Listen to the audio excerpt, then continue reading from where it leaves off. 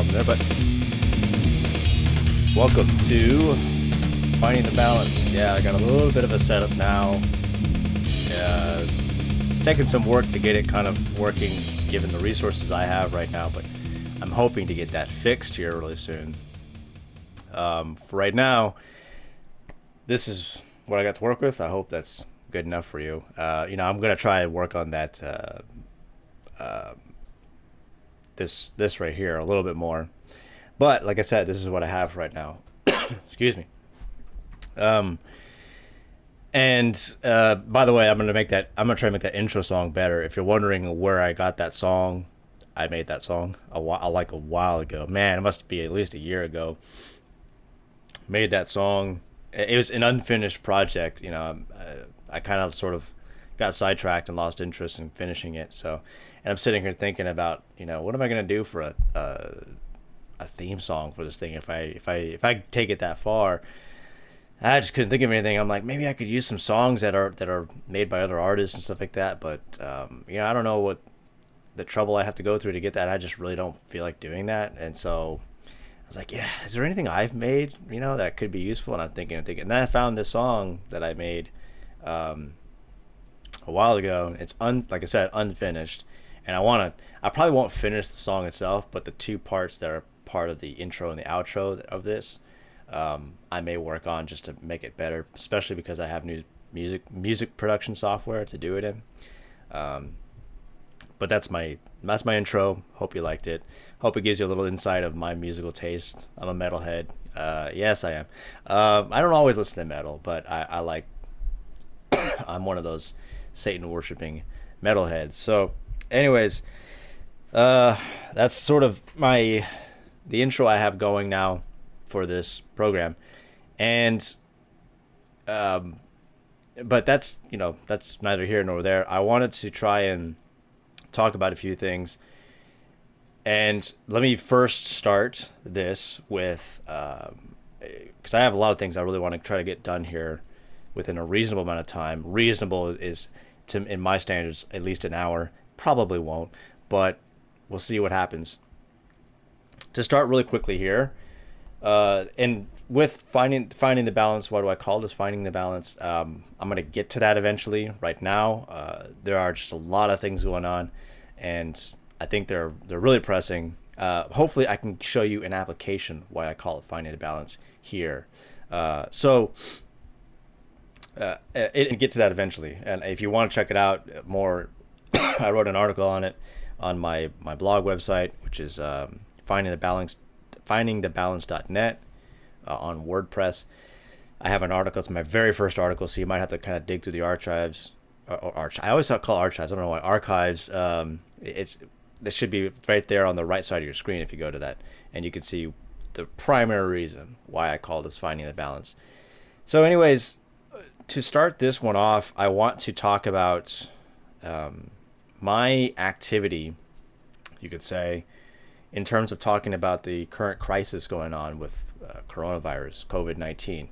And I try to make that distinction because COVID-19, from what I'm reading, because I am no scientist, I'm not a biologist or anything like that. Well, when I say scientist, I'm talking about in the natural sciences. I'm not in that realm. Science, really honestly, the word has been confined to meaning the natural world, but there's sciences go in different realms. There's the science of music, there's the science of theology, there's the science of philosophy, there's the science of economics, and all this other stuff, which economics is a little bit naturalistic, but you get my point, hopefully. But I'm not a biologist or anything like that, so I'm doing my best to go off of what I'm hearing and what I'm reading about. Excuse me. And from what I can tell, you have to make a differentiation when you're talking about coronavirus, and coronavirus is sort of a generic term for a category of respiratory illnesses. So there's different kinds of coronaviruses, and coronavirus is not a new thing. So it's been around for a while. There's SARS, H1N1, that kind of stuff.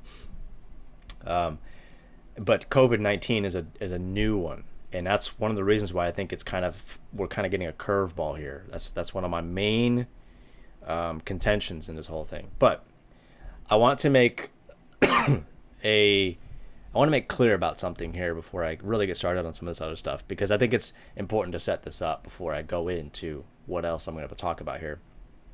And that is, in the past few weeks, since this thing has just exploded the way it has, in ways I've never seen in my lifetime. Not even 9/11 was like this. I was a little kid when 9/11 happened, but anyways, to make an apology of certain sorts, and I know it sounds like I'm doing a political apology right now, but let me just hear me out here. So when I talk about an apology, I want to make sure that I'm very clear what I mean by what I'm apologizing about. I'm apologizing about the way I've been handling this coronavirus issue, because I am concerned greatly. You could say, and in one sense, I am in a bit of a panic, if you can call it that, if you want to. I wouldn't call it that, but I'm concerned and I'm afraid and uncertain. But I'm not uncertain about this virus per se. I think, like anything else, we will overcome it. We are going to overcome it, no matter what. History has shown this. Over and over and over again. It will pass. It will. And furthermore, that this thing is, well, I'll get to that in a second, but I want us to understand that my apology here is more towards, like I said, my way I've been approaching this. So I'm a sarcastic guy. I'm a very, I don't, like in my earlier carnal days before I was really converted to the Christian faith, I was much more sarcastic than I thought I was, and just cynical. And, cynicism and sarcasm can have their benefits. They make a good comedian.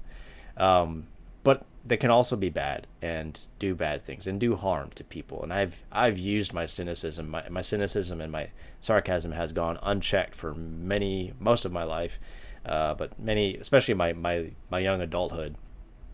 And when I am frustrated and when I'm angry, that tends to be my outlet, is the way I handle things, very sarcastically.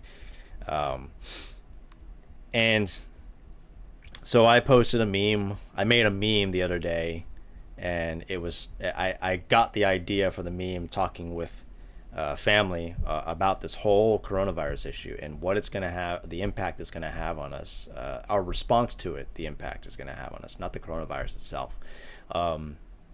And I got the idea about, with a $1,200 check that's coming in the mail for all Americans, stuff like that, to make fun of the idea that it's not socialism. And I used that scene from the other guys, and I made a four block, my own little 4-block scene setup.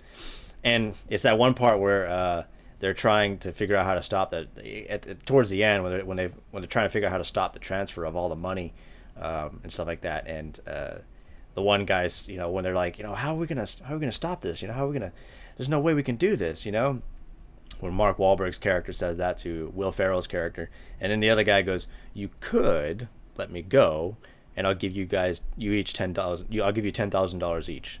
And then before they can, sort of anticipating their objection, he goes, "It's not a bribe. It's not a bribe." And then Will Ferrell's character goes, "Of course it's a bribe. You're offering us money not to do our jobs." And this other guy goes, "Not a bribe." And I took that scene and I basically turned it into this whole debacle with it's not socialism, kind of like that. So instead I had Mark Wahlberg's, Will Ferrell's character say, we got to stop the economy, and then Mark Wahlberg's character, there's no way, with all the jobs and stuff like that and the businesses that depend on this, it's going to cause even more damage. And then the other guy, instead of saying, the bribery thing, he goes, "You could stay at home and the government will give you checks as a result, or whatever. We'll just send you checks and stuff like that." And then, he says, "It's not socialism." And then Will Ferrell's character, "Of course it is. You're offering us money to stay at home and and whatever, and not go to work. And then is, again, not socialism. It's not socialism. I made that meme. I put it all together and stuff. I made that. I take full responsibility for it, and I posted it up on Facebook. And I knew that it would probably stir some people up, and it did. And so that was not a good way to go about it, and I want to apologize for that. You know, sorry. The meme's out there now, and I guess it's making some rounds. So, but anyways, that's not a good way for me to handle that. Now so this is where I want to make sure I'm clear, is that I'm not apologizing for my position on this. I still hold my position very strongly, which we're going to find out a little bit about here as we go on. But so that I'm not apologizing for. I have a very strong conviction in this, and I think there are just some things that we're not considering about this whole coronavirus thing. I'm apologizing for the way I'm handling it, and so I'm sorry for that. I don't want to ruin friendships that are dear to me. They really are dear to me, and I don't want this to ruin those friendships. So, sorry. Now, in terms of this, now let's get to the other issues. Now, I want to talk about, because again, talking with family and stuff. By the way, I have a cough, and it's perfectly normal for me right now. It's allergy season. Again, we're all panicked right now, freaking out, and every single cough you're thinking, oh my gosh, he's got it. It's not unusual for me at all to be having coughs this time of year. It's allergies. So anyways, in fact, my nose, I should have taken my sinus medication before I started this, because my nose, I can feel my sinuses starting to swell up from the allergies and stuff like that. Just the way it is. Anyways, to talk about something that happened in terms of the stimulus bill that's coming out. And right now, I want you to set aside the biases that we may have, even myself. So I just told you basically how I think of this, sending people $1,200. I already told you my opinion on that. So you should know pretty well where I'm standing on that. So I don't want to talk about that right now. What I want to talk about here is something that is super important. While I'm going to try my best, at least on Facebook, not to talk about my opinions and my views on the coronavirus. That's not going to be the same here for different reasons. But one of the reasons is because I think if I express in as best I can a personal way, video is the best way to do it here, especially when we're all quarantined. I think it would. I'm hoping that it would express my heart a little bit more. When you can hear my voice, you can see my facial expressions and stuff like that, would make it a little bit better. Unless, of course, this ends up on an actual podcast platform and you're not seeing my face, you're just hearing my voice, which is still good. Anyways, but to set aside all that kind of stuff to talk about some important things that we need to talk about here. We have to talk about these things. So that's what I want to do here. And talking about a certain representative, Thomas Massie, who has been making some rounds lately on the stimulus bill.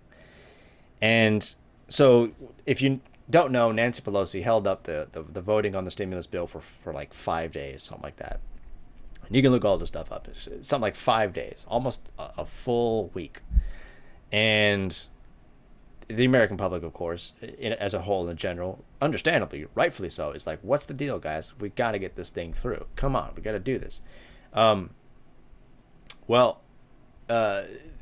has happened is basically Congress has sort of, because with the coronavirus pandemic and stuff like that, Congress has, in fact, I should get the article that I was using that would really explain this a lot better. So if I would go here, Thomas Massie, and if you put in Thomas Massie right now, on this day, and probably the next couple of days after that, you're gonna see him getting a bunch of criticism. Those are gonna be the first things you're gonna see. But I found this on the Washington Post, so I'm gonna click on this. Thomas Massie is a monster Republicans created. Yeah. Close that. All these stinking ads. Blah blah blah. No. Close that. Okay, so let's see. This is loading up here. Republic doesn't die by unanimous consent. This is Thomas Massie talking. So this is going to be a little video sort of explaining the context here. In an empty chamber, and I request a recorded vote. A quorum is present. The motion is adopted. On Friday, the House was finally ready to pass the Senate's version of a massive coronavirus relief package, but many of its members were home. So they had to figure out a way to get this vote passed without having a lot of lawmakers come to Congress, until one lawmaker decided to hold things up and force hundreds of them to travel to Congress. Thomas Massie. There's a big cover-up in there. You can tell this reporter, even with her supposed reporting, by the way, I don't know who she is, but and I don't know her political biases, but you can tell how loaded her reporting is right here by forcing them to come back. And you can tell behind all that is just, what a jerk, what a meanie. He doesn't care about people. He wants people to die of coronavirus. All our elders, blah, blah, blah, blah. And he wants all Congress to die. But, you could tell that that's in her reporting here. So not very good journalism. You believe it's a cover-up, sir? Well, they're trying to cover up their votes. They had enough people there to pass the bill, but they still refused to have a recorded vote. And they told me they were trying to protect members. After the Senate passed its bill unanimously, House lawmakers were hoping to do the same. They had sent their lawmakers home a week ago, so they were trying to figure out, how do you vote without bringing everyone back, putting themselves, staffers, and everyone they came into contact with at risk. They had a plan. It was something called a voice vote, where lawmakers would just basically give their consent for the bill to be passed without having to come to Congress to vote. But that only works if every lawmaker agrees. That's where Thomas Massie came in. Massie wanted everyone to record their vote. His thought was, this is such a massive bill. This is the biggest aid package Congress has ever passed, that lawmakers should go on the record whether they support it or not. But doing so would require something called a quorum. That's more than 200 lawmakers being present in order to have this kind of vote. Thomas Massie, this is disgusting. This is inhumane. You aren't a libertarian. You're un-American.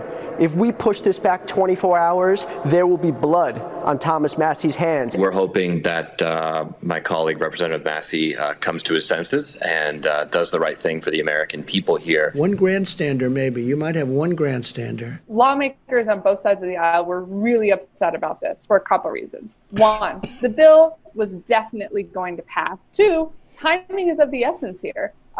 People are losing their jobs. More than 3.3 million Americans filed for unemployment insurance last week, a record in American history. Congress wanted to get this out. Well, just pause real quick here. By the way, people are losing their jobs. Yeah, but why are they losing their jobs? I would say it's because we're panicking. And there's a lot of things that we're not considering about this whole thing. It's like we're blaming all of this on Thomas Massie, which, by the way, Nancy Pelosi is the one who held this up for 5 days. And now they're all saying all of the criticism that she was getting for holding this up for 5 days, throwing a bunch of pork in this thing, all this kind of stuff. No one's talking about that anymore. Everyone's talking about Thomas Massie. ASAP. And three, it's just dangerous for Congress to be in session right now. Coronavirus is spreading across the country. They have to get on planes or get on cars and then congregate with each other. In addition, many members are older, and the virus tends to have more serious complications for older people. Well, we should have already had a law in place where, term limits. If we had term limits, you wouldn't be having this problem with a lot of older people in Congress who shouldn't be there anymore. Some members of Congress wore gloves on the House floor. The staff of the Capitol reminded them to please write down the microphones they were all sharing. And lawmakers, to keep themselves at least 6 feet apart, even put some of them in the upper chamber normally reserved for the public. It wasn't just members of Congress who were upset with Massie requesting this procedural delay that required hundreds of them to travel back to the Capitol. President Trump even tweeted that he thought Massie should be kicked out of the Republican Party. There's no evidence that's going to happen. But if anything can unite Congress right now, it's against Thomas Massie requiring Congress to come back to vote on this aid legislation. And there you have it. And that's one of the problems here is you got people uniting on all the wrong things.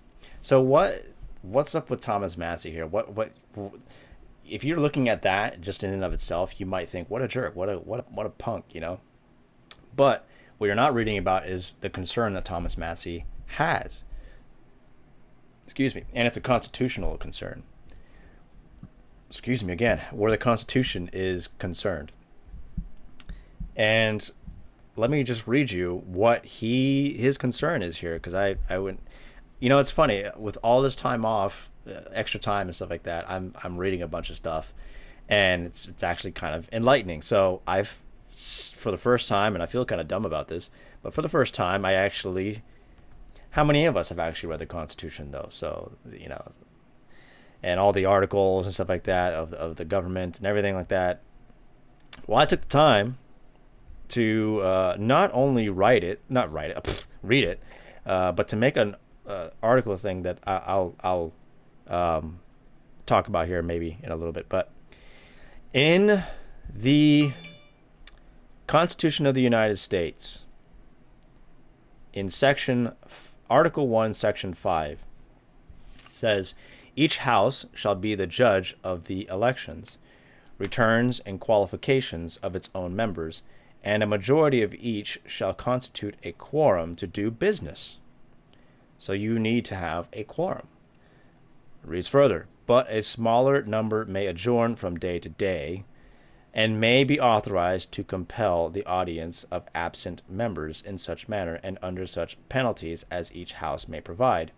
Each house may determine the rules of its proceedings, punish its members for disorderly behavior, and, with the concurrence of two-thirds, expel a member. Each house shall keep a journal of its proceedings, and from time to time publish the same, excepting such parts, as may in their judgment require secrecy, and the yeas and nays of the members of each house on each question shall, at the desire of 1/5 of those present, be entered on the journal. Neither house during the session of Congress shall, without the consent of the other, adjourn for more than 3 days, nor to any other place than that in which two houses shall be sitting. So if you want to sum that all together, you need to have the body needs to be present. They need to be on record before you can cast votes on these kinds of things. And especially with something as big as this, you need to be casting those votes, and you need to have people on record. And what you're having here is people who are able to not be put on record and to be able to mobily and from their homes or whatever, and just say yay or nay, whatever, and just have their vote counted like that. That's what you have going on here, and that's what all these groups against Massie are not considering, is the Constitution about this of this whole thing. That's the problem here. In other words, what we have here, and you see the other guys quoted, talking about how they're so angry at Massie, and even even the President Trump. You got third party grandstanders, blah blah blah blah. Look, guys, here again, finding the balance. We are not here to be Republicans or Democratic cheerleaders. We got to call the balls and strikes. We got to call out everybody, and that includes the president. For the last week or so, he has been awesome, and now today he's just choked, and he's done this to Thomas Massie, who is just trying to uphold the constitutional principles by which we are to function. And that's the thing here, is the principles. How many people on this issue are going to look at that and they're going to think that Massie is the one who is destroying everything, and he just wants to kill old people and whatever, and doesn't care about anybody? And compare that with how many people are actually going to stop and think about this and actually do the research on this. Because right now, that's the thing, because right now what you have are people panicking. People are losing their minds over this coronavirus thing. And as a result, because again, it's Democrats and Republicans who are going after him. He's a target now for the upcoming election, and he does need our support. He needs our help, because he's doing a lot of good up there. Like trying to hold people accountable. But you may look at this and you may think, Chase, what's the big deal? I mean, this is a crisis. This is a serious issue, and it's not a good idea for people to be gathered in big groups. And that's where they're in the Congress. You have a bunch of people gathered together. I understand those concerns. But again, we may talk about this here in a little bit, but I don't think this thing is as serious as it's being made out to be. Now, having said that, when we are in a panic, trying to think of an example maybe that might help. But when people are panicked, they're not thinking straight. They tend to the pessimism in the mind, in the psyche, you could say, is just starting to go beyond reasonable proportions, and they don't even know that that's happening to them. It's a powerful thing that it does to us. But of course, the symptoms, you could say the symptoms of it are emotional thinking. You saw that one guy, he's like, oh, well, his blood's going to be on his hands, and it's absolutely disgusting, la la la. I mean, those are emotionally charged arguments. A lot of the stuff I've been getting a lot for my questioning of coronavirus have been emotionally charged arguments against me from people I otherwise respect. Again, that's what happens when you're panicking. You tend to just kind of throw ration and caution to the wind. So we have to step back and think about the ramifications of doing this.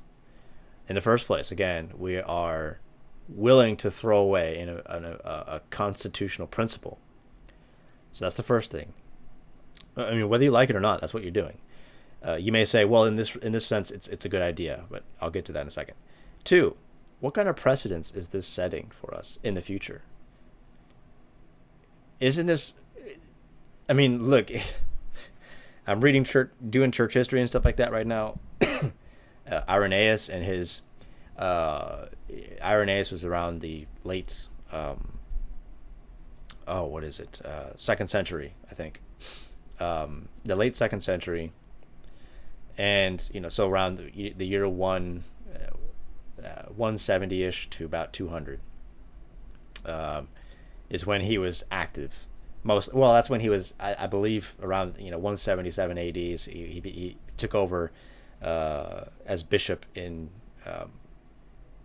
town in France somewhere. I forgot the name exactly. But point is, in his arguments against the Gnostics, one of his points that he made in his Against Heresies book was a concept which would later be adopted by the Roman Catholic Church, called apostolic succession. Now, the Roman Catholic doctrine of apostolic succession is not really the same thing as Irenaeus's point that he was making. The point that he was simply making was that differentiating between Christians and Gnostics and at the same time making that distinction so that people aren't confused between the two groups, showing who's the true church and stuff like that. Who carries the true message of the gospel. And he argued that it was the Catholic Church. That the Catholic at that time wasn't the Roman Catholic, but it was a Catholic of the unified body who agreed on the fundamental doctrines of the Christian faith. But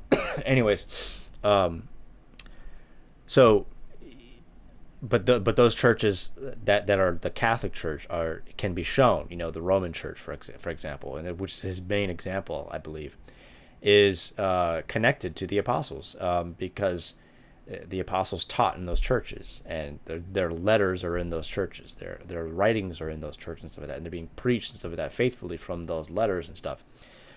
And that was his basic argument, which later becomes the development of apostolic succession in the Roman Catholic Church, which eventually turns from what Irenaeus meant it to be to the idea of the power and authority of apostle was passed down to the Roman Church, and it's all centered around the Roman Church and the Pope and everything like that. The Pope is the vicar of Christ and all that. It eventually culminated and developed, into the 5th century ultimately.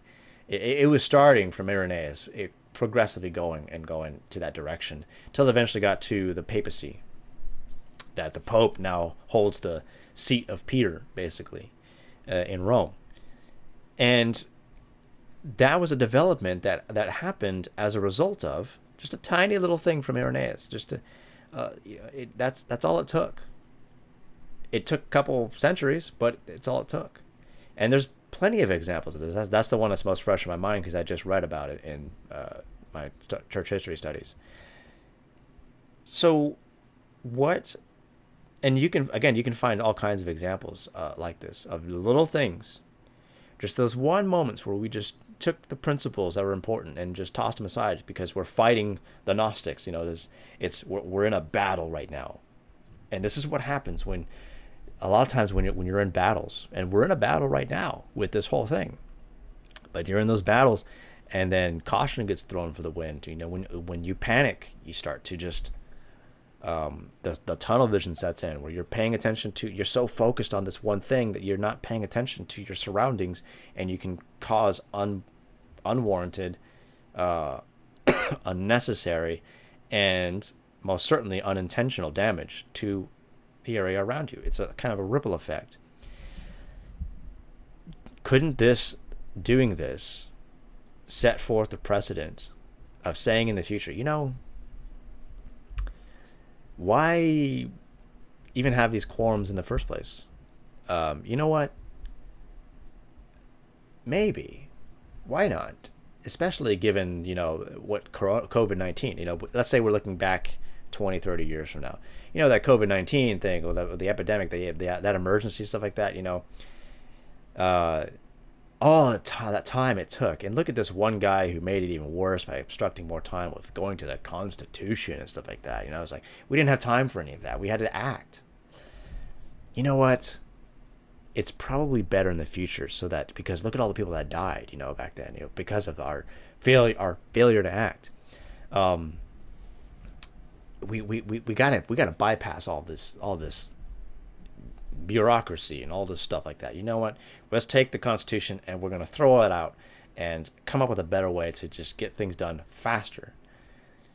Well, people have tried that in the past. Rome did that, and it went from basically a democracy to an empire run by one guy. And why did they do it? Because they were panicking. The empire was falling apart, and they gave all power to Caesar. The Senate gave power to Caesar. Does it not seem like that's what we're kind of doing? We're giving all power and responsibility either to the president or the courts, something like that, whichever one fits the bill, whichever one's going to make it happen. If we see that the president's not going to be on our side, well, okay, we'll just take it to the Supreme Court, and they'll just decide for us. If the Supreme Court doesn't seem like they want to do it, we're going to go over this way, or the president, or the one of these two branches of power, and make that the arbiter of the whole deal. In the French Revolution, the same thing happened. You had, France falling apart. Just structurally, just completely decimated in a couple years. And you had first Maximilian Robespierre's attempt, fell under, and chaos continued to just destroy the country and everything, every country around it, really.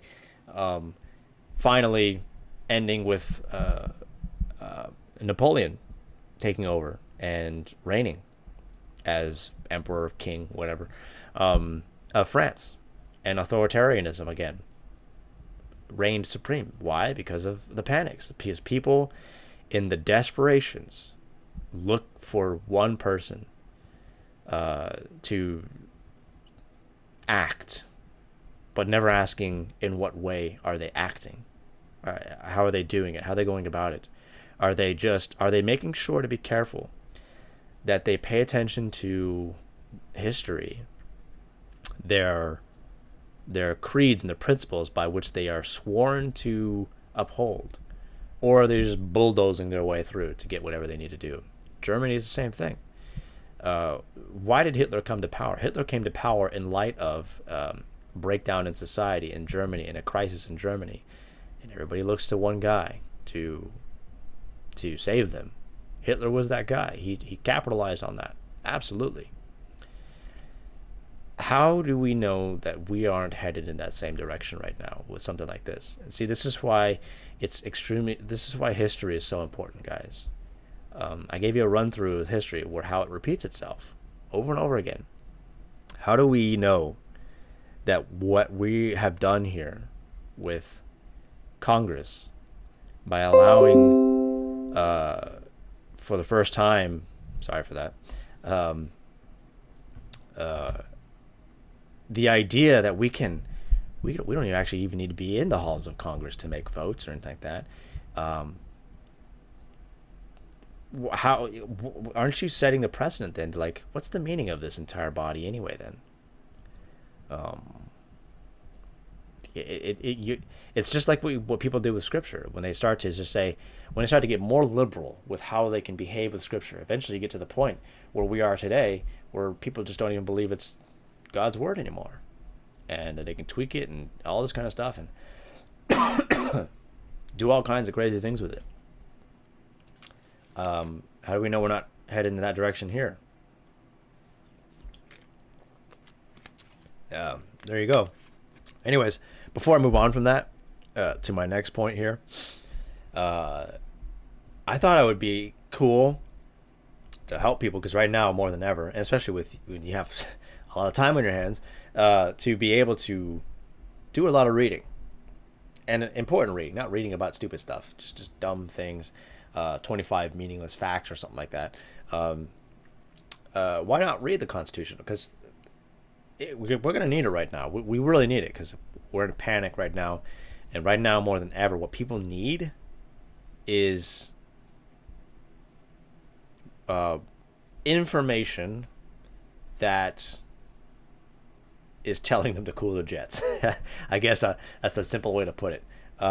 So I thought it'd be kind of cool, because I read this article online, the Constitution online. I was reading it online, and the I think one of the sort of difficult things with it is it's organized well. Don't get me wrong, it's organized well. But with organization, what helps is titles. That's what I did with my writing in my story. Like in my novel writing, I had the chapters. I had the list of the chapters in Google Docs that I can click on. It'll take me to that chapter because it's really long. It's over like 300 pages right now. It's still in production, but it's like over 300 pages now. And I'm trying to find a certain area to make sure I'm being consistent with everything that came before. And I'm like, gosh, man, was it in chapter 7 or chapter 8? And I'm just constantly going through these, and it's taking so much time to do this.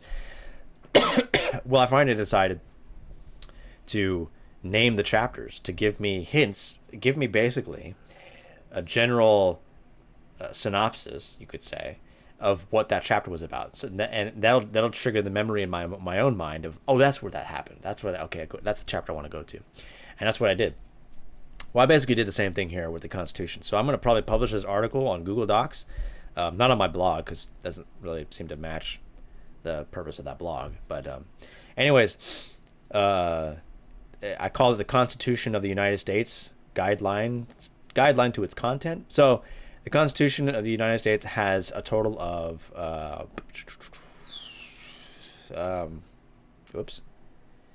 7 articles. 1, 2, 3, 4, 5, 6. Yeah, 7 articles. And but it doesn't title those articles, So I gave them titles. So Article 1 is the Senate and House of Representatives. So if you want to find the information that deals with the Senate and the House of Representatives, you go to Article 1. Article 2, the Office of Chief Executive, the President. So if you want to find how the presidents function in the country and the government, you go to Article 2. Article 3, the Office of the Supreme Court. Article 4, the function of the states. Article 5, on the amendments. Article 6, the authority of the Constitution. And 7, the ratification of the Constitution. And then I have the transcript on the website I found the Constitution on.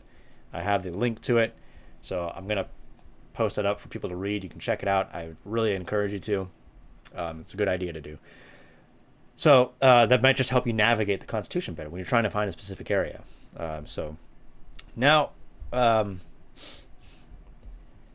sort of kind of keeping with the principal subject, So again, we're split right now over how to respond over this thing, and I take the position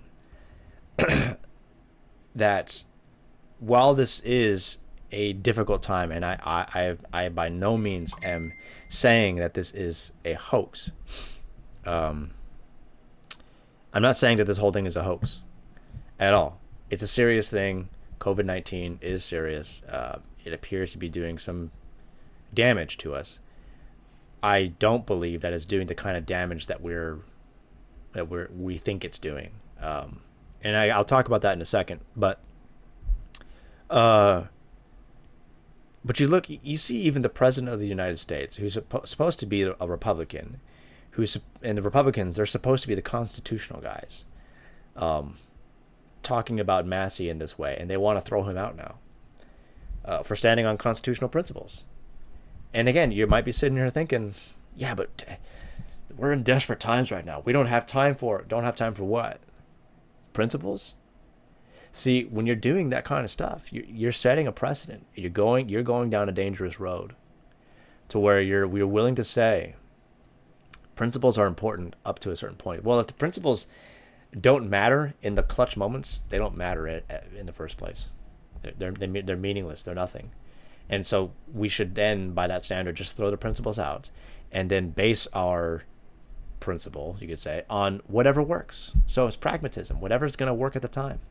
Right now, apparently, because based on the way this vote happened, you know what's more pragmatic? Let's just give everything to the president and just have him just willy-nilly just doing stuff left and right. That way he doesn't have to receive a bill, and then he's got to look at it and read the whole stinking thing, especially one as long as this, and then he probably didn't read it anyway. I mean, you know, with what's going on right now, I mean, how in the world is he going to have time to do that?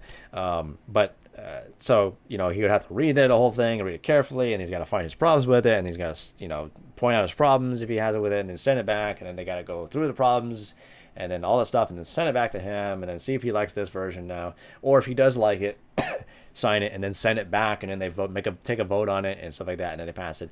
Oh, it's just too long, especially when we got people dying left and right of coronavirus, COVID-19, and you know, the hospitals are full. We just got to throw all of that out and just wedge something right through. My friends, that is a danger that history has repeatedly warned us about.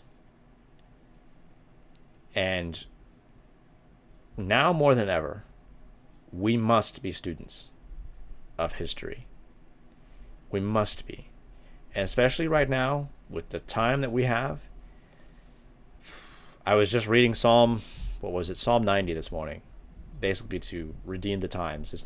Doesn't say it exactly, but Moses is talking about that. I believe it's Psalm 90. It's either in Psalm 90 or Psalm or 89 through. It's going to be either 89, 90, or 91, 92. I was reading those ones today.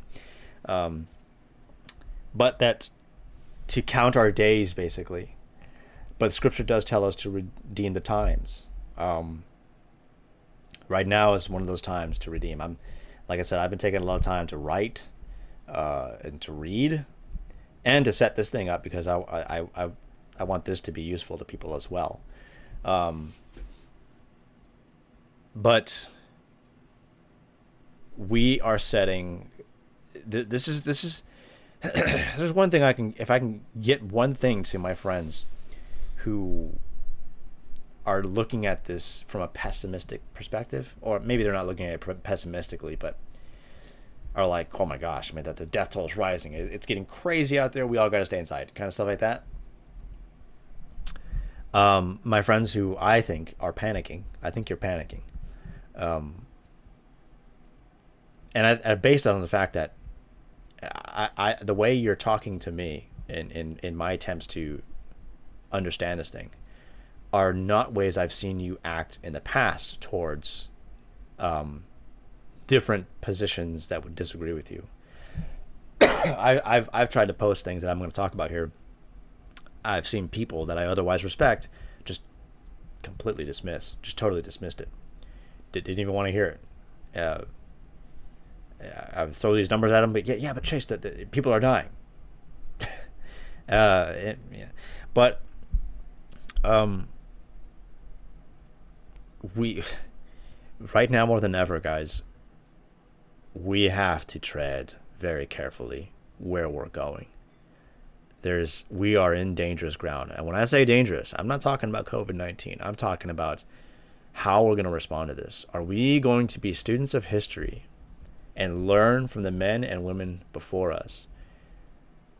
I mean, if the dead could talk right now, what would they say to us?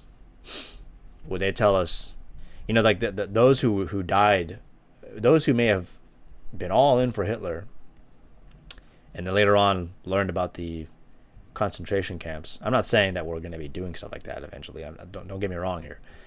But those who later on, after being big fans of Hitler, later learned of the concentration camps and were horrified. And then taking the next couple of years, I guess, I would think it would take years to really digest how in the world this happened. And to realize, man, he was so convincing. There was just something about him that you just trusted in him. How many of them would looking back all those years ago would tell us today to be wary of where we're headed if we continue to, in our panic, in our fear of the unknown, in our uncertainty, make choices that were otherwise, in more calmer days, inconceivable. Those are things to think about. So I want to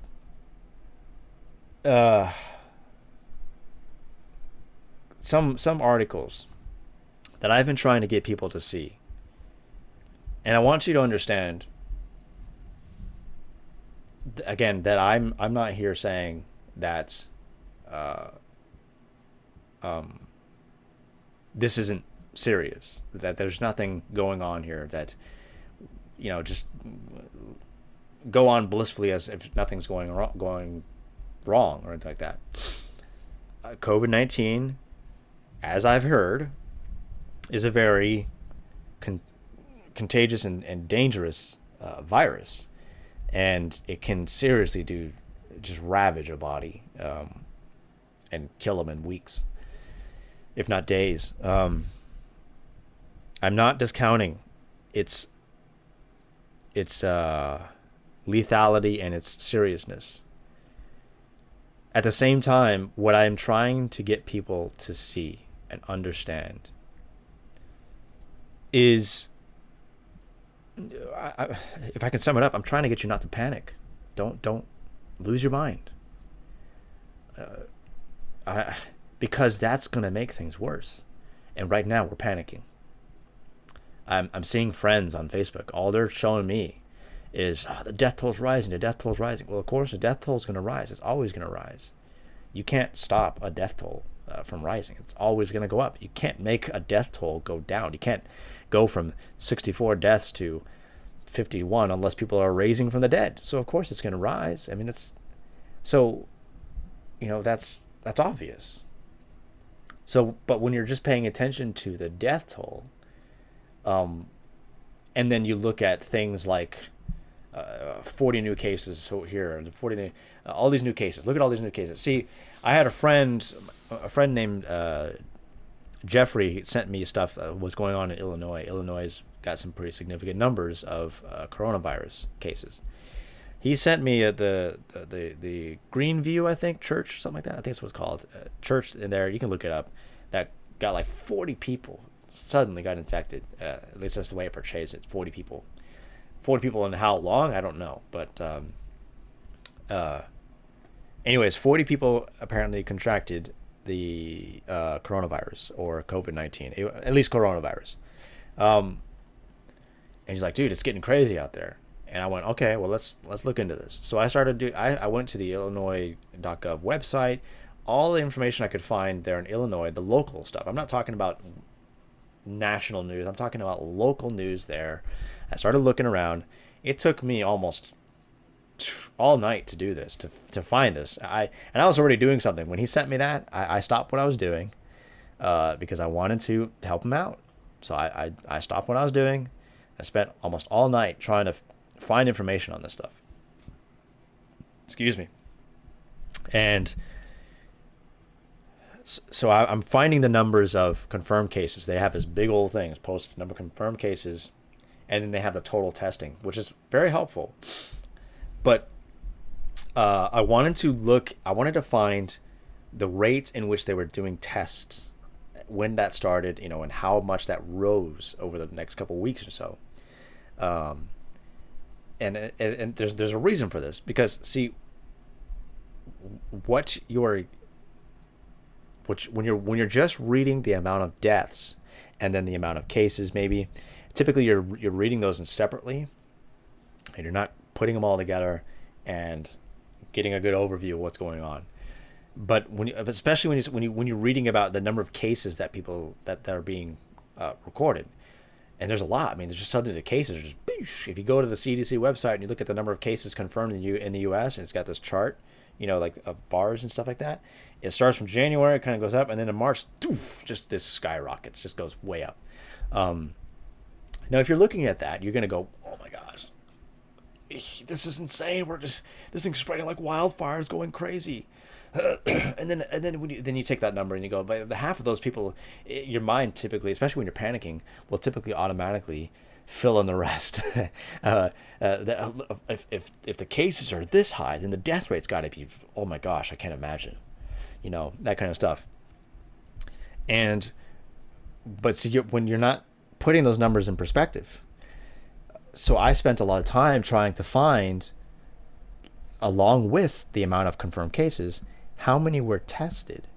And for the life of me, it took a long time to find that. I don't understand why that would be information that would be hard to find. That should be really important.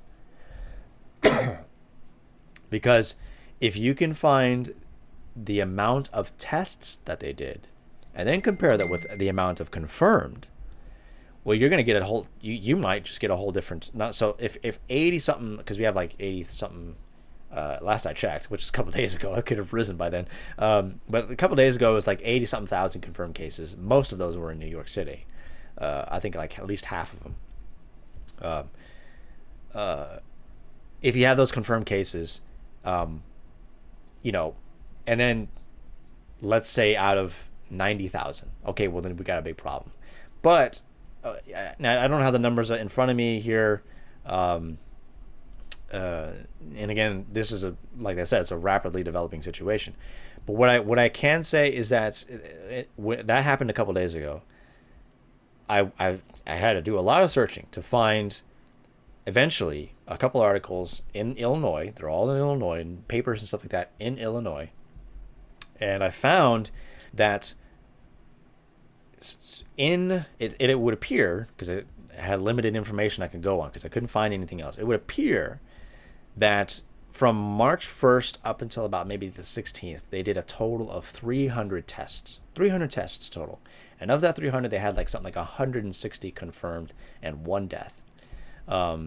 So, no, it was 140 confirmed. And then the deficit of that, as in the deficit, the reason why the deficit is important, because that's the amount of people who didn't test positive. So 300 tests, 140 confirmed. That would mean that 160 were negative. So you took the 140, put that with the 160. The amount who tested negative outweighed, not by a whole lot, but outweighed the number that were confirmed.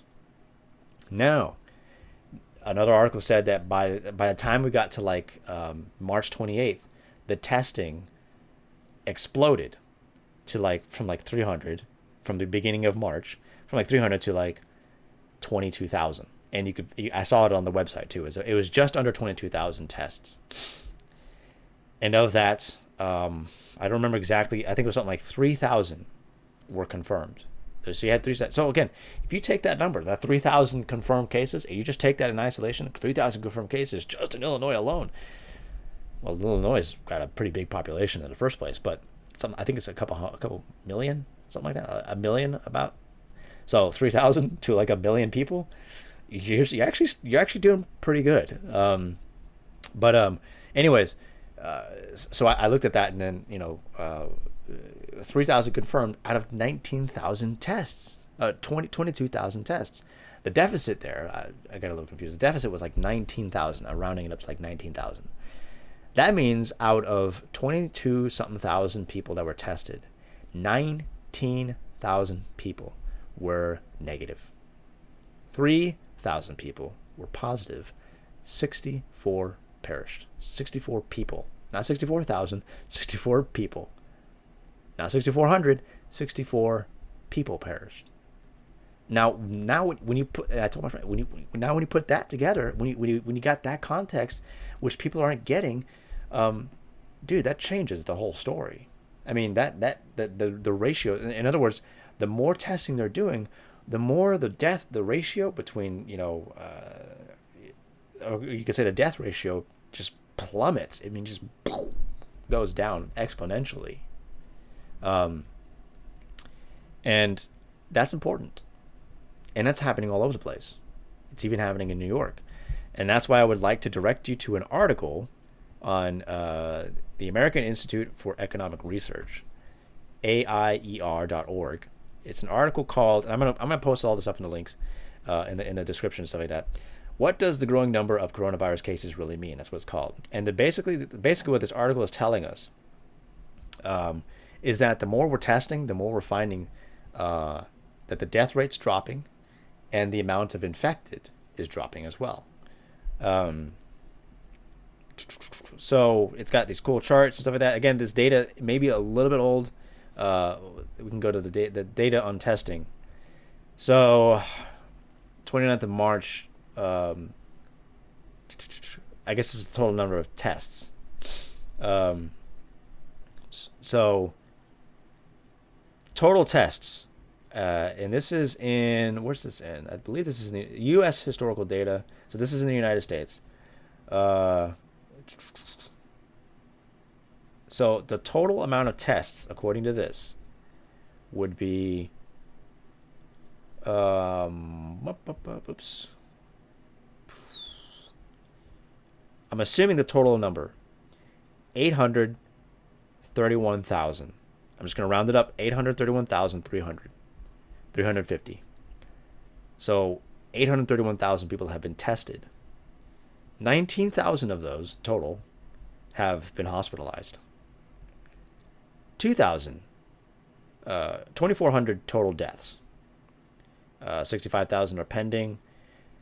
Of the 831,350, I'm sorry, 350 that were tested, 692,000 and 200, about 300, tested negative.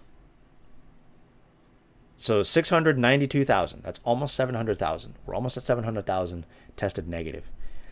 Positive, 139,000 and 61. So the positive is like way below the negative. And now here's the kicker here. There is strong reason to believe that this coronavirus has been here since December. Along with, I'm talking about consistent reporting that I'm hearing from people all over social media. Consistent testimony of having been sick really badly in the last few months. I'm one of them. Now, I didn't get sick really badly. I thought I just had sort of the flu. And I don't catch the flu very often. I don't get sick very often. I got sick. I can't remember the last time I had the flu. I thought I had the flu. I may have had the flu. I don't know. All I know is I never got tested. But I thought I had the flu. My mom and my mom didn't get sick. My dad got sick. My sister got sick, and I was out for about a week. Now, before me, a couple from my church, they're in their 50s, that area in their life, they got really sick. Around mid-February, they got sick, really sick. They had to go to the hospital. It was a bad flu or something like that. Now here's, again, my mom, of all of us, didn't get sick. She was perfectly fine. No sign of getting sick at all. So the couple from my church, they got really sick. Their kids, they were fine. They didn't get sick. Nothing. They got absolutely nothing. And they're living with these because they're their kids. They're living with them. Never got sick. Now before that, in December, my former pastor, he's like in his 70s. He stepped down. We have a new pastor in my church, and he stepped down at the beginning of this year, January. I haven't seen him since December. My former pastor, but I remember hearing, because we were asking, like, we haven't seen him in a while. Like, is Jim okay? We haven't seen him in a while. We haven't seen Joanne in a while either. And we were told, because his son goes to our church. He told us, I believe it was him, that, and this was back in January. This was back towards the beginning of January, the couple weeks into January, that his doctor said that we are in a particularly difficult cold and flu season right now, and that he was best advised to stay home until the season passed. So he's been at home. That was back in January. And it suddenly struck me a couple of days ago that fact, that little moment, I went, hey, you know what? I remember somebody telling me that Jim's doctor told him back in like December-ish, around that area, that he should stay home because we have indications that this is a difficult cold and flu season. It's a particularly severe one. So how many people before this thing exploded had this thing and thought they just had the flu and the cold, and they did what anybody does when they have the cold or the flu? You stay home, you tough it out. Not everybody can. Some people had to go to the hospital. Obviously, I just told you a story of a couple from my church who had to go to the hospital, but for the most part, we're able to just tough it out and go back to work. So what's to say that the real severe, the real wave, you could say, already passed us? I mean, that may be a little bit of a stretch, but there's certainly good reason to believe it's been here that long. I mean, there you go. And then you might sit here and you might say, well, Chase, how do you explain those numbers exploding? The numbers are exploding. It makes perfect sense. The numbers are exploding because now we're suddenly going, hey, we got a coronavirus here, COVID-19. Maybe we should start testing people. Apparently it's here. It's because now we're suddenly aware of it. Now we're doing tests. Now we're suddenly finding we have a bogey in our midst. You could say that. It's like suddenly we found traces of it here. But it's because now we're paying attention to it. Now we suddenly realize it's here. And so what that means is we don't even know really when this thing started. You can't say it started back in January, if indeed it's been here since like December, and I would say November. You'd have to go back into those points and put all the data back in November and December at least into your equations to really get a fix of this thing, to really get a scope of this thing. And so far as I know, nobody's in any serious authority has done that. And I think the reason is because we're panicking. We're just suddenly freaking out. We're losing our minds. The death toll's rising. There's this. It doesn't matter, Chase. Death toll's rising. It doesn't matter. Don't you want grandma to live? And these kinds of things. That's what people are doing when they're panicking. I'm not saying that to be mean. I'm trying to get people to see, to think a little bit here, and just like, hey, look, okay, look, it's right now. It's a difficult time. And we need to take precautions. But what we don't need is people flipping out, because that's going to make a bad situation even worse. And that's the thing I've been trying to get people to see. I've been trying to get us to see these kinds of things. And that's why I'm going to also recommend another article that I found As soon as I can find it here, whatever I did with it. I'm gonna go back to the page here. Another article called it's in the same website, Drugs, Suicide, and Crime: Empirical Estimates of the Human Toll of the Shutdown. And what this article is doing is there's a lot of serious data in this one, more that just kind of is a little too much for me, but the basic premise and the point this article is making is that our response, it's the whole thing. The cure cannot be worse than the disease itself. And right now, the way things are headed, we can definitely project, unlike the people who projected the amount of deaths that we're going to have, who in Imperial College, who completely walked it back. Well, not completely, but walked the vast majority of it back. But you can, based on the way we're responding to this, you can probably legitimately predict and project what's going to happen as a result of that economically, and therefore culturally, therefore just basic living. That the ripple effect of the fallout from this, the way we responded to this thing, is going to be worse than the thing itself. That you're going to have more people die in the fallout than you will in the actual the disease itself, the infection itself, the moment of crisis. In the moment of crisis, in our response, it's going to be worse than the crisis itself, unless we curb it. This is something we can curb. You can't really curb the death toll when you don't know when it actually began, and you can't curb the amount of infected when you don't know when it began. All this stuff. How many people are walking around today, like myself, who got this thing and walking around and recovered just fine? I just gave you a stat there that showed you some important data, and it came from the CDC website, indicating how many when you put it all in perspective, wow, it's a lot of people recovered, a ton of people recovered. People died, sure, and that's I'm not saying that their deaths are meaningless, or like, just it's for the sake of the cause, kind of thing like that, just let them die. I'm not saying that at all.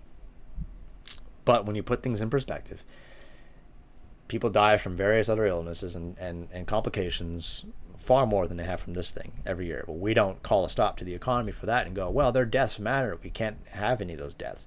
We don't do that. We have to move on. We have to keep going. Excuse me.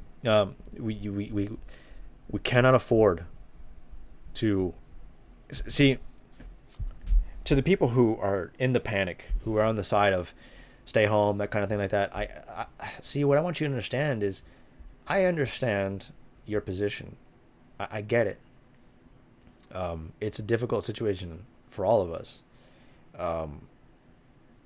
I don't want you to think that I'm not sympathetic towards your view. And with that being said, why don't I get sympathy for my view? Why don't I get sympathy the other way around? And the point I'm trying to make here is that it seems to me that there's one side responding emotionally, in all due respect, responding emotionally to this whole thing. And the other side is trying to kind of do the whole thing like, when you're in shock, trying to go like grab you by the side of the head and try to get you, look at me, hey, look at me, you're fine, it's okay, you're okay, all right? You broke your leg, it didn't come off, it's not twisted and mangled or whatever, it's gonna heal, you're gonna be fine, okay? What I don't need you to do is to flip out on me and panic, because that's gonna make it worse. That's what the doctors are always trying to do. When people are like in shock, they're trying to get them to calm down. That's what you gotta do. It doesn't mean that they didn't go through a traumatic situation and that they're not out of the woods yet. What it means is you're gonna make it worse if you panic, and we cannot panic. I'm not giving you this data because I'm trying to get you to go, hey, just lick some toilets and just after you open a public door, just and just start shaking hands. That's not what I'm saying. What I'm saying is that we have to chill. Here's some data to help you chill. Be careful, obviously. Maybe some of the social distancing stuff is a good idea right now. I personally, honestly, I told my friend Jeffrey this. I said, I'm for the idea of not gathering in large crowds. Sure, yeah, I get that. perfectly reasonable. I'm for it. It's a good idea for right now. But you cannot make people stay home who cannot afford to stay home. You can't do that. This is going to have rippling effects. You might say, again, with the checks that are supposed to be coming in the mail, one of my big gripes with this whole thing is, what's the point in giving me a check for $1,200, which is not going to last very long, by the way, assuming the economy is still up. But anyways, but what's the point of giving me a check if you've had all businesses basically closed down, and except for non-essentials, and then so I would assume except for essentials, I would assume the essentials would be the grocery stores. But the problem is with the grocery stores open, and coupled with your causing people to panic by just giving them these numbers that just make people panic, everybody flocks to the grocery stores. And now that a bunch of people are out of work, more people are flooding to the grocery stores. There's even more of them going to the grocery stores. And then now you're going to complain when you get on Facebook. You're like, I can't find milk anywhere. Well, dude, our actions have consequences. When we close one thing down, that's going to have a ripple effect on everything else. We depend upon each other to survive. We depend on each other's business to survive. Where I work is technically an essential because it's a cleaning business, apparently. Auto detailing, but okay. But it's a cleaning business. But we're not getting work right now. Why are we not getting work? You know why? Because there's a bunch of people right now panicking, and they're saying they're trying, and maybe their job requires other people to be spending money at their job, people who are panicking and not spending money at that job, so now they can't go and spend it because they're not getting any business. They can't spend their money on our business. They've got to ration stuff now. You see how this has a global effect. It has ripple effects. These have consequences. Our actions have consequences. I'm not an economics expert, man. I am not an economics expert. This stuff is basic stuff. And it's going completely out the window because we're freaking out. And we're not understanding. We're just not seeing that these have consequences. And they're going to have further ramifications down the road economically. And we're going to only have ourselves to blame when things go crazy later on. I don't think you're dumb. I don't think you're stupid. I myself, my worry is the fallout, the virus itself. I mean, look, I was going to go to General Conference, the LDS General Conference, to try and reach some LDS out there. I was planning on going. I was going to go no matter how serious this thing got, but I did not foresee what it was going to do to people, to the circles around me, like General Conference. I did not anticipate that they were going to basically essentially cancel General Conference and make it a completely mobile thing. I didn't foresee that. And I also didn't foresee that what this was going to do to the economy elsewhere that would force me into a position where I had to make an important decision. Make a long story short, the trip was going to be far more expensive than it was intended to be and that I could afford. So I had to cancel it. I had to cancel my trip. But if none of that was going to happen, if New York was still going to shut down, if the entire eastern coast was going to shut down, if we to this day we're going to have up to 80-something thousand confirmed cases, if we were going to have up to how many people died? Let me see if I can pull that number back up. Up to 2,000 deaths, which we're apparently at right now. If we were going to have that, I would, and yet General Conference was still going to go on full on. I was still going to get on that plane, compact it together with a bunch of people, and risk getting the virus. You know why? Because the gospel is that important. To be willing to throw my life away for the gospel. And if I came home and I got sick, I would just quarantine myself again. But if I ended up in my quarantine dying a couple days later, hopefully some of the people I reached out there, I try to reach will you'll see fruit there, and I die and I go be with my Lord. But there were days where Christians went through took so many risks, and I'm sorry, but we're gonna spend this Easter. We should be doing this every Sunday anyway, but which only offers further credence to what I'm about to say. But we celebrate on Easter the resurrection of our Lord, and we look to that resurrection as our hope for the eternal resurrection that no death can touch.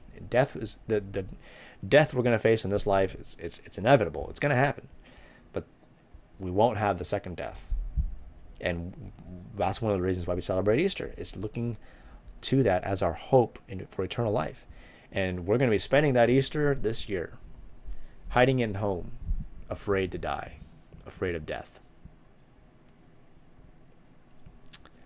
I think that's telling, unfortunately.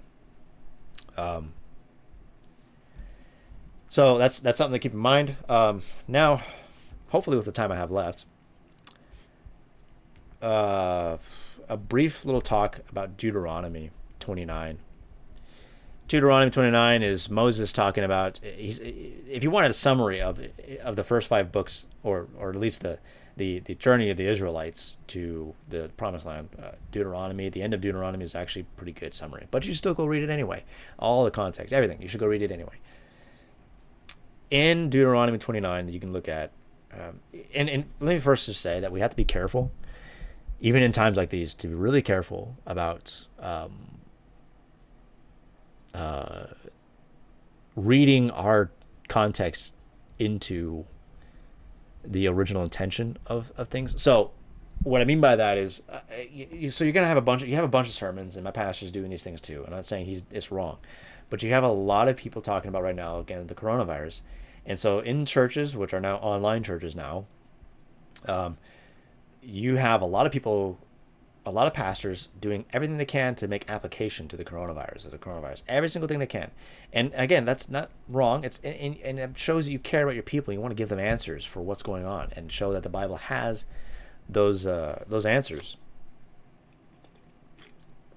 At the same time, we can get carried away with that and end up making application that's just not there. So I want to make sure I'm aware of that as I do this. But in Deuteronomy 29 is, Moses summons all of Israel. In verse 2 it says, "And Moses summoned all Israel and said to them, You have seen all that the Lord did before your eyes in the land of Egypt to Pharaoh and to all his servants and to all his land, the great trials that your eyes saw, the signs and those great wonders. But to this day the Lord has not given you a heart to understand, or eyes to see, or ears to hear. I have led you 40 years in the wilderness. Your clothes have not worn out on you. Your sandals have not worn off your feet. You have not eaten bread, and you have not drunk wine or strong drink, that you may know that I am the Lord your God. And when you came to this place, Sihon, the king of Heshbon, and Og, the king of Bashan, came out against us to battle, but we defeated them. We took their land and gave it for an inheritance to the Reubenites and the Gadites and the half tribe of the Manassites. Therefore, keep the words of this covenant and do them, that you may prosper in all that you do." And that's kind of a good summary. Moses is recalling all that God has done for them. He's sort of giving his farewell to Israel now. He's about to die. He's getting old and all that stuff. He's about to pass on the leadership to Joshua. Who, by the way, Joshua is actually what Jesus' name was, Yeshua. But anyways, wow, my nose is getting stuffy right now.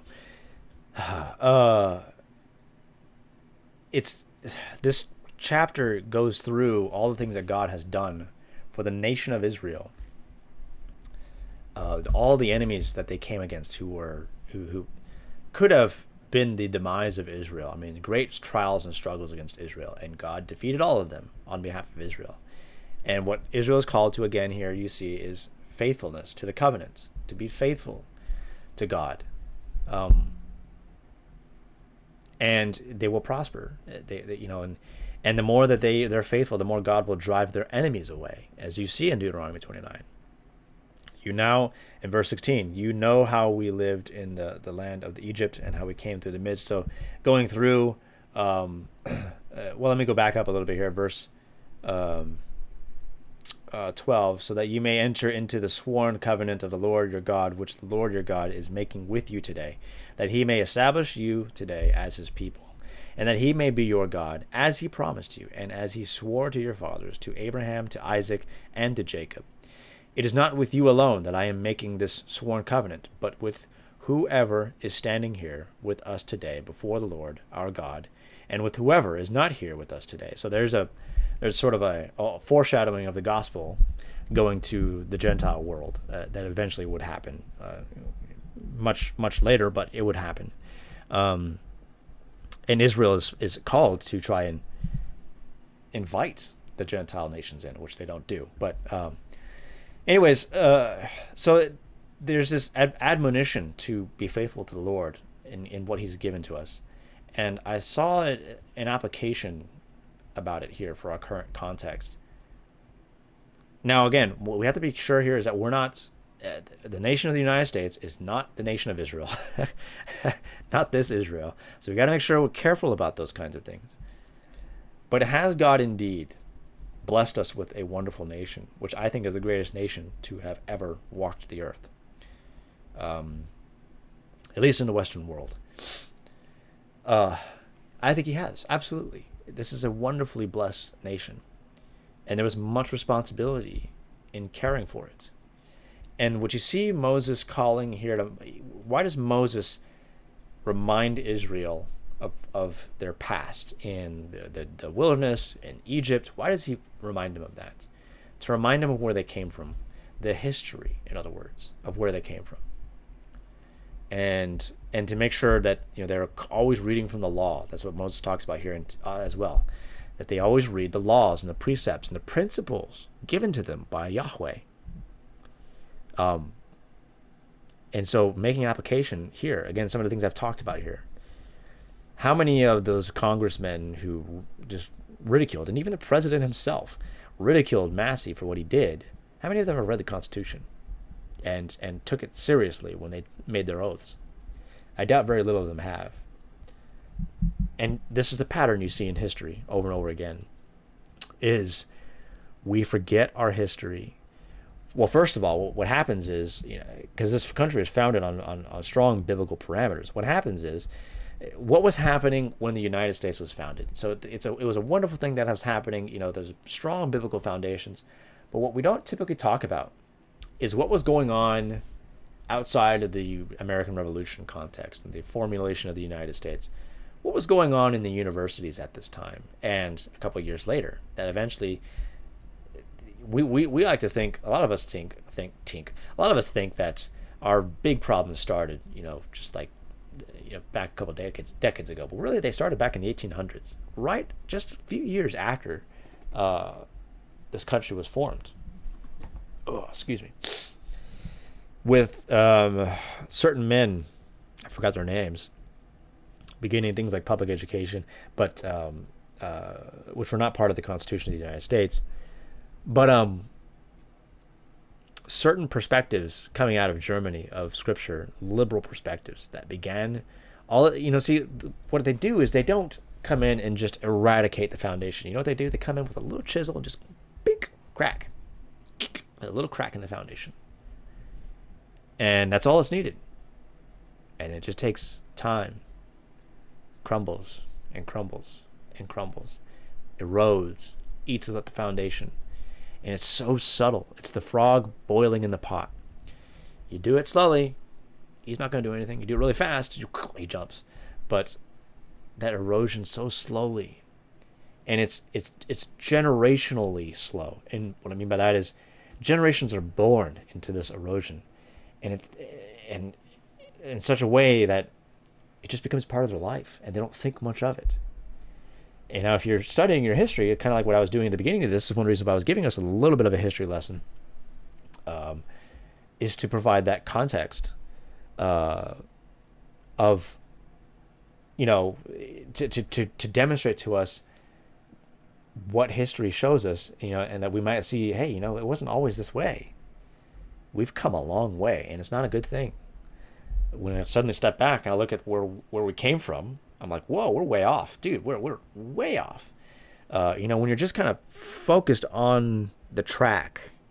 The track that you're like, you ever when you're doing some kind of construction project or some kind of project and stuff like that, and you're doing a line, and then you might when you on the ruler, right, when you're trying to make a straight line, and you're doing really good because you have the ruler that's helping you, right, the standard, in other words, the ruler's helping you, and then you find out, oh smokes, my ruler is a little shorter than I anticipated. You can either be a smart guy and just inch it up a little bit to where you need it and just finish the line, but sometimes we like to just try to just wing it, like, I think I could do the rest of this, and we just start to do and just we got a general idea of the ruler, but the ruler starts to disappear right from our sight, and we just kind of is further and further back there, and it looks like, and you're so focused on it, you're like, it looks good, I think I got it, all right, I got it. And then if you take that ruler and you bring it back over here and then you measure it, all of a sudden you realize, whoa, I'm way off. Wow, I thought I was doing all right, but I was so focused, just looking all the way in that, and I didn't realize that I went way off the line until I brought the ruler back, my measuring stick. History, and the law, and the things that God has given us that are meant to be interpreted in His eyes are our ruler, our standard. And we've gone way off from that, and it's been such a subtle thing over time. It started only probably like a century after this country was founded. That's when it started. The liberal theologies and stuff like that were starting to become, it's just a cancer. Liberalism is a cancer that just began to infect the institutions and slowly begin to alter the theology to where we are today. And that's why we are where we are today, willing to throw away principles, be like, yeah, this stuff just doesn't work anymore, just and just begin to doubt and criticize, foundations. We're called to look back and remember where we came from. That's what repentance is, by the way. Repent, turn back. In a sort of paradoxical sense, repentance is the only way back, and that's what Scripture calls us to do. To repent, to turn back. Remember the Lord. Remember what He did for you. Remember what He's done for you. As a nation, I think it's fair to say we've forgotten that. And I think that's one of the reasons why this thing, no matter how much you try to help provide context, nobody wants to listen. I saw a comment today on one of my Steve Days on his Facebook talking about this thing, saying that this is what we expect when we're living in a post-Christian society. In other words, people who don't believe in a sovereign God, and their false sense of control in their life is shattered. Because that's what our theology has slowly risen from. The Reformation was all about God and the glory of God, and that's what made people want to go out and society flourished. There was obviously problems. I don't want to romanticize Reformation, but it was far better than the days before that. Massive corruption in the church and stuff. With the Reformation was just an explosion of theology and desire to learn and stuff like that. But it began with God was sovereign. The Westminster Confession of Faith, the London Baptist Confession of Faith. What is the chief end of man? To glorify God and enjoy Him forever, right? But now it's all about human free will. We're back at the Renaissance and not realizing it, because the Renaissance can teach us lessons about what happens with human autonomy, a philosophy of human autonomy. But we're sort of in that back there again. We're almost back in Rome, really, making the same mistakes they made. And so it's no longer about God's sovereignty. It's about our sovereignty, our power, our control, our ability to build massive and great and grand cities. And now we're seeing those cities come under this kind of threat, and it's crumbling around us, and we are cowering, and we're begging, and we are, if what has this coronavirus, let's all agree on one thing. What has this coronavirus shown us, if not how fragile we really, really are? We have built for the past couple decades on a foundation of sand. And it's just coming on, just sort of moving away around us, and all those magnificent buildings are just going to, all that stuff.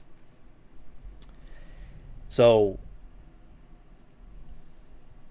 that's really what this chapter is telling us, to be faithful and to seek the Lord, not to invoke his anger. And we have invoked his anger.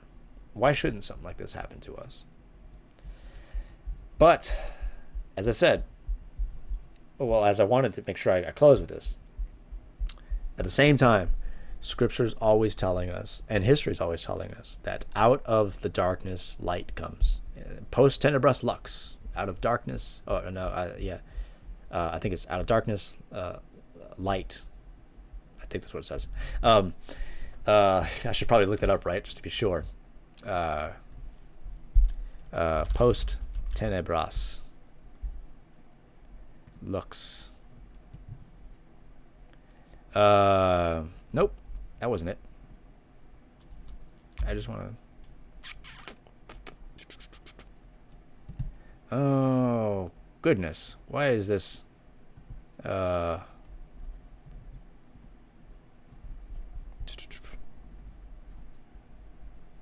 Yes, that should help. Yes, after darkness, light. After darkness, light. Yeah, from darkness, light. After darkness, but after darkness, light. Post tenebras lux. That was sort of the motto, if you will, of the Reformation. So, but if you look in Scripture, in spite of all this, because I don't want to end on a low note. In spite of all this, I want you to see the pattern in Scripture.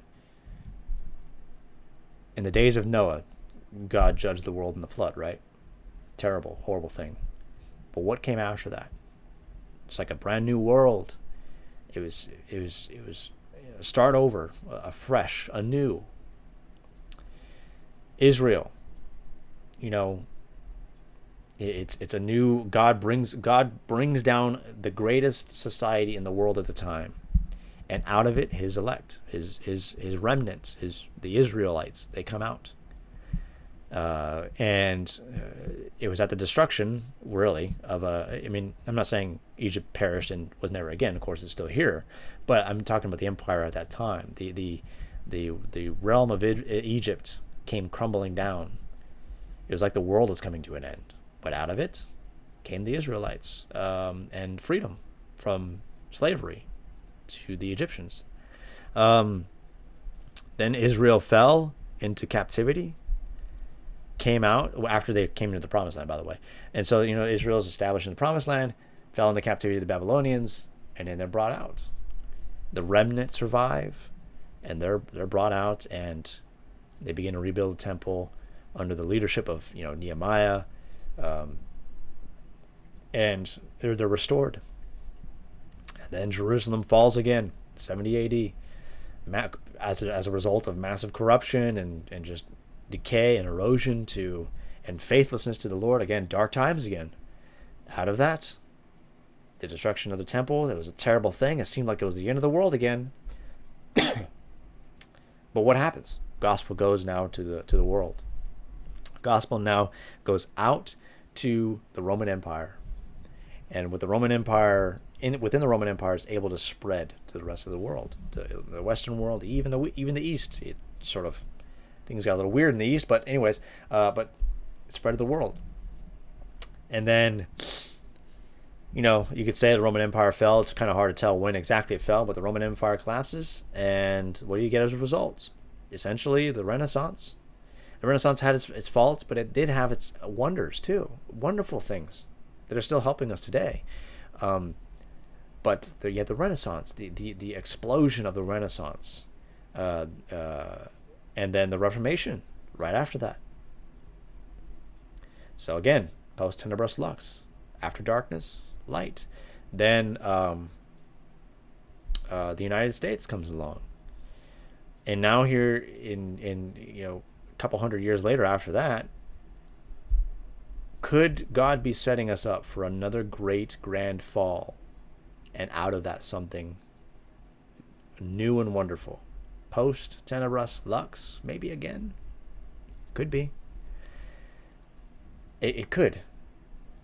And I think that requires us Christians. This is what I want to talk about. Let's put aside our differences here, whether you're in a panic or not. I want to encourage you to see how Scripture and history tells us how God takes something horrible, what they meant for evil, God intended it for good. In our current situation, what you might say evil meant for evil, I don't know, the devil meant for evil, this coronavirus thing, God's going to make something wonderful out of it. And we Christians should look forward to that and tell the world about that. I think that's what we can focus on doing during this time, right? I think that's something we could focus on. It's a good thing, I think. So, like I said, I'm going to have some of these articles posted up with the description and stuff. And just for you to read, because I want them to be able to provide some context, help us to realize that while this is a serious thing, it's not something to panic over. So I hope this has been helpful to you guys, and just put some things in perspective for you. So gotta go. Soli Deo Gloria. God bless. I'll talk to you guys later. Bye.